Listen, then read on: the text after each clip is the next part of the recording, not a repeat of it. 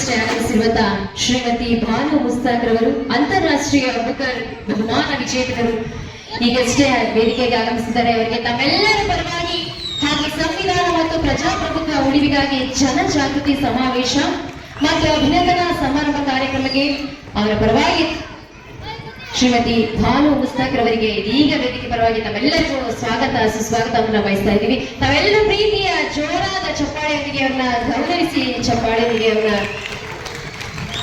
ದಯಮಾಡಿ. ಜಯ ಹೇ ಸಂವಿಧಾನ ಪಿತಾ ಪ್ರಬುದ್ಧ ಭಾರತ ನಿಯಾಚಿಸುತ್ತ ಬಯಸಿದೆ ಎಲ್ಲ ಜನಹಿತ. ಜಯ ಹೇ ಜಯ ಹೇ ಜಯ ಜಯ ಜಯ ಜಯ ಹೇ ಜಯ ಹೇ ಜಯ ಹೇ ಅಂಬೇಡ್ಕರ ಜಯ ಹೇ ಅಂಬೇಡ್ಕರ ಜಯ ಹೇ ಜಯ ಹೇ ಭಾರತ ಭಾಗ್ಯ ವಿಧಾತ ಜಯ ಹೇ ಸಂವಿಧಾನ ಪಿತಾ ಪ್ರಬುದ್ಧ ಭಾರತ ನಿಯಾಚಿಸುತ್ತ ಬಯಸಿದೆ ಎಲ್ಲ ಜನಹಿತ. ಜಯ ಹೇ ಜಯ ಹೇ ಜಯ ಜಯ ಜಯ ಜಯ ಹೇ ಜಯ ಹೇ ಜಯ ಹೇ ಅಂಬೇಡ್ಕರ ಜಯ ಹೇ ಸಂವಿಧಾನ ಪಿತ ಜಯ ಹೇ. ಶ್ರೀಮಂತವಾಗಿದೆ ಅಂತ ಹೇಳ್ತಾರೆ. ಯಾವುದ್ರಲ್ಲಿ ಶ್ರೀಮಂತ ಆಗಿದೆ? ಬಡವರು ಬಡವರಾಗಿ ಉಳಿದಿದ್ದಾರೆ.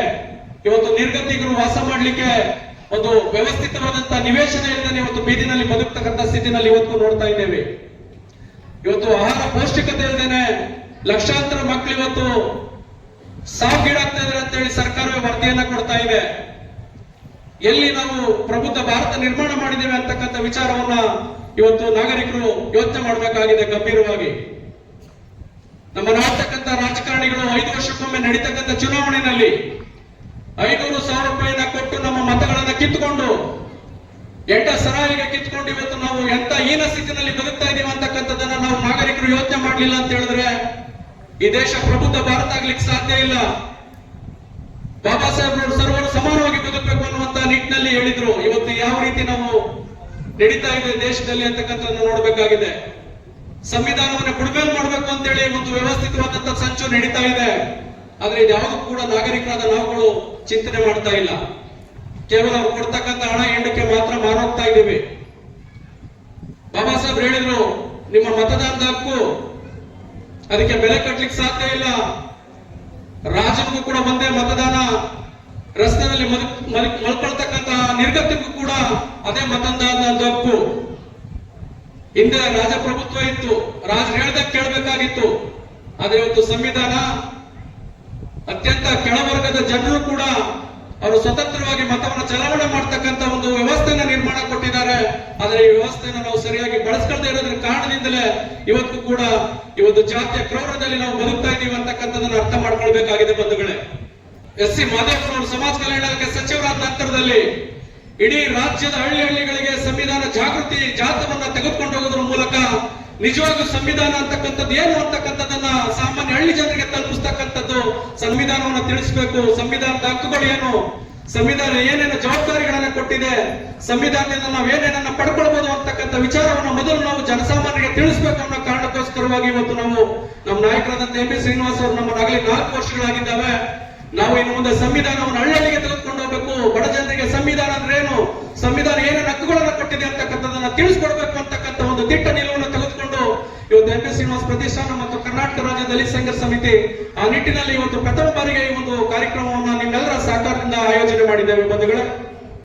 ನಾನು ನನ್ನ ಆಸಕ್ತ ಸ್ನೇಹಿತರಿಂದ ಅವರ ಮೊಬೈಲ್ ನಂಬರ್ನ ಇಸ್ಕೊಂಡು, ಮೇಡಮ್ ಈ ತರದ ಕಾರ್ಯಕ್ರಮವನ್ನು ಮಾಡ್ತಾ ಇದ್ದೀವಿ, ನೀವು ದಯಮಾಡಿ ವೇದಿಕೆಗೆ ಬರಬೇಕು, ಮಂಡ್ಯ ಜಿಲ್ಲೆಯ ಅಭಿಮಾನವನ್ನ ಪ್ರೀತಿಪೂರ್ವಕ ಸ್ವಾಗತವನ್ನ ಸ್ವೀಕರಿಸಬೇಕು ಅಂತಕ್ಕಂಥ ಮಾತನ್ನ ಹೇಳಿದಾಗ ಮೇಡಮ್ ಅವರು ಬಹಳ ಒಂದು ಸರಳವಾಗಿ ಮಾತನಾಡಿದ್ರು. ನನಗೆ ಅತ್ಯಂತ ಖುಷಿ ಆಯ್ತು. ನಮ್ಮ ಇಡೀ ತಂಡಕ್ಕೆ ಆ ವಿಚಾರವನ್ನ ಹೇಳಿದೆ, ಮೇಡಮ್ ಅವರು ಈ ರೀತಿ ಮಾತಾಡಿದ್ರು ಅಂತ ಹೇಳಿ.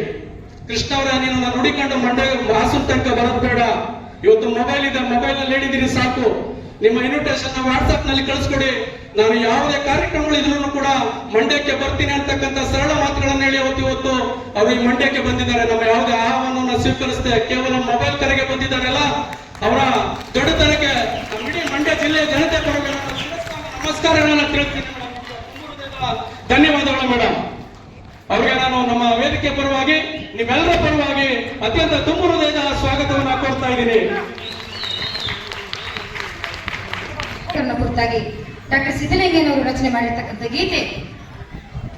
ನಾಡ ನಡುವಿನಿಂದ ಸಿಡಿದ ನೋವಿನ ಕೂಗೆ ಆಕಾಶದ ಗಲಕ್ಕು ನಿಂತಾಲವೇ. ನಾಡ ನಡುವಿನಿಂದ ಸಿಡಿದ ನೋವಿನ ಕೂಗೆ ಆಕಾಶದ ಗಲಕ್ಕು ನಿಂತಾಲವೇ. ಕೋಟಿ ಕೋಟಿ ಕಪ್ಪು ಜನರ ಮೊಟ್ಟ ಮೊದಲ ಮಾತೆ ನೀರಿನಾಚೆ ಮೋಡದಾಚೆ ಒಣಗಿದಂತ ಕೋಶವೇ. ನೀರಿನಾಚೆ ಮೋಡದಾಚೆ ಒಣಗಿದಂತ ಕೋಶವೇ ಬಗ್ಗೆ ಕಾಳಜಿಯಿಂದ ಮಾತಾಡ್ತಾ ಇದ್ದೀನಿ. ಯಾಕೆಂದ್ರೆ ನಮ್ಮಂತಹವರಿಗೆ ಇರುವ ಆತಂಕ ಅಂದ್ರೆ ನಮ್ಮ ಮುಂದಿನ ಜನಾಂಗಕ್ಕೆ ನಾವು ಏನ್ ಬಿಟ್ಟು ಹೋಗ್ತಾ ಇದ್ದೀವಿ ಅಂತ ಹೇಳ್ಬಿಟ್ಟು. ಹೀಗಾಗಿ ನಾವೇನ್ ಬಿಟ್ಟು ಹೋಗ್ತಾ ಇದ್ದೀವಿ, ಏನ್ ಬಿಟ್ಟು ಹೋಗ್ಬೇಕು, ಆ ಒಂದು ಪರಂಪರೆಯನ್ನ ನೀವು ಕೇಳಿಸ್ಕೊಂಡ್ರೆ ನಿಜವಾದಂತಹ ಈ ಒಂದು ಜನಜಾಗೃತಿ ಸಮಾವೇಶ ಏನಿದೆ ಅದು ನಿಮಗೆ ಮಾತ್ರ. ನಿಮ್ಮ ಮನಸ್ಸಿಗೆ ಒಂದಾದ್ರೂ ಶಬ್ದ, ಒಂದಾದ್ರೂ ವಿಚಾರ ಒಂದು ಆಳವಾಗಿ ನಿಮ್ಮ ಮನಸ್ಸಿನಲ್ಲಿ ಹೋಗ್ತಾರೆ, ಬಹುಶಃ ಮುಂದೆ ನೀವುಗಳೇ ಸಂವಿಧಾನವನ್ನ ರಕ್ಷಿಸ್ತಕ್ಕಂಥ ಬಹುದೊಡ್ಡ ಶಕ್ತಿಯಾಗಿ ಮಾರ್ಪಾಡಾಗ್ತಾ ಇದ್ದೀರಿ. ಆದ್ರಿಂದ ನಾನು ನಿಮ್ಮನ್ನೇ ಉದ್ದೇಶಿಸಿ ನಾನು ಹೇಳ್ತಾ ಇದ್ದೀನಿ, ನಾವು ಚಿಕ್ಕ ಚಿಕ್ಕ ಸಂಗತಿಗಳನ್ನ ಅರ್ಥಕೋಬೇಕು. ಈಗ ತಾನೇ ಬಾಬಾ ಸಾಹೇಬ್ ಅವರ ಅಂಬೇಡ್ಕರ್ ಅವರ ಒಂದು ಚೇತನಕ್ಕೆ ನಾವು ಹೂವುಗಳನ್ನ ಅರ್ಪಿಸಿದೀವಿ ಗೌರವಪೂರ್ವಕವಾಗಿ. ಆಗ ಎಲ್ಲಿಂದಲೂ ಒಂದು ಧ್ವನಿ ಬಂತು, ಚಪ್ಪಲಿನ ಇಳಿಬಿಡಿ ಅಂತ.